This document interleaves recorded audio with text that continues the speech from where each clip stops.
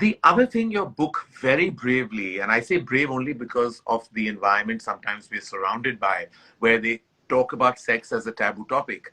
Right. Pregnancy and sex, and your regular sex life is always addressed. And it's like many women, like it's off limits for so many women in the 9 month drain that they go through, in the 9 months duration of their pregnancy. You yourself spoke about how you lost your sex drive, and your husband was very understanding through those days.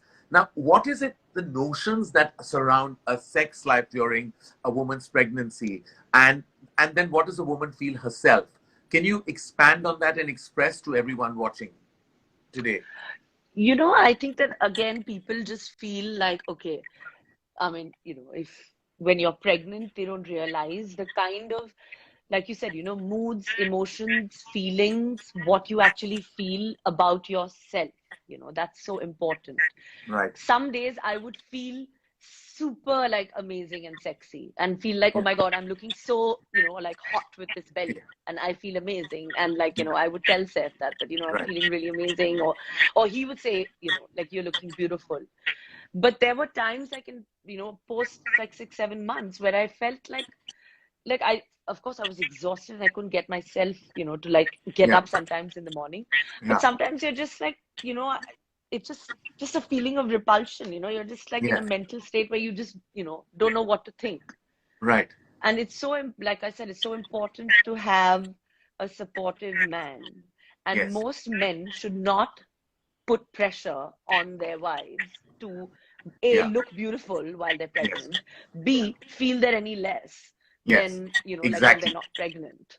That pressure shouldn't be there. Or the fact that, this is it and our regular sex life has to be completely like super active. It has to be according to the way what the woman feels Right. and what she's feeling at that minute.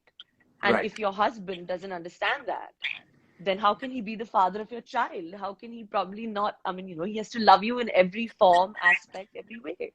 So Yes. I just feel that, it's a topic that probably, I've written in the book because most women feel scared to talk about it. Yes. Yes. They No. don't, or embarrassed to address it. Here's what really, really impressed me about the book is that I think for the first time in a very long time, I've read autobiographies that have been brave. I read people, talk about their lives in their memoirs. But I think it's very critical. It's very critical for men and women to read your pregnancy Bible because it really takes you through a journey. And it's a very inclusive journey. And It that's what is. I loved most about it because I felt like it gave me as a reader, a viewer, into your pregnancy durations for both your babies. It Yeah. talked about your highs, your lows, your mid levels of emotion. It talked about your fears, your insecurities, and your happiness and joy as well. There's a lot of joy in the book. There's so much joy, but Yeah. there's also those deep, dark areas that women go through.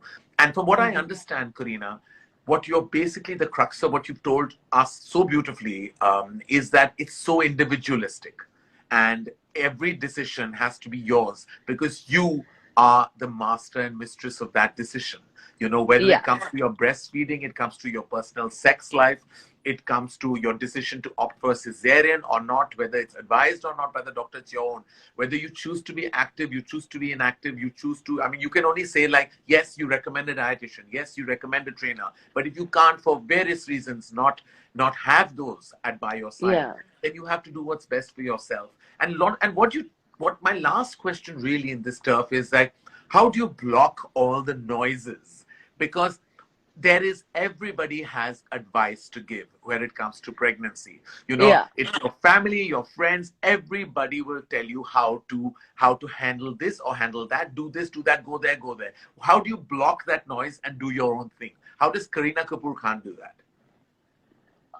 I think that, I mean, I am the kind of person that anyway, I think, I listen to everybody and I take it out from the other ear.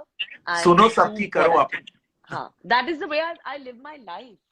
I've done that even when everyone was like, oh my God, why are you doing this? Why are you getting married? Or why are you doing this? Why are you like, oh my God, now she's gonna have another baby, then another baby. And you know me, I just hear everybody and I'm just like, okay, this is it. I want to do what I want to do. And I think every woman, pregnant or not pregnant, should think in this way. Of course, it's a pregnancy Bible, but I also believe that even post delivery, every woman should just be the way she wants to be, guilt Yes. free, breastfeeding like you addressed, going to work, which even I Yes. go through. I think it should just be fearless because that's Be the way I fearless. am and I've lived my life. And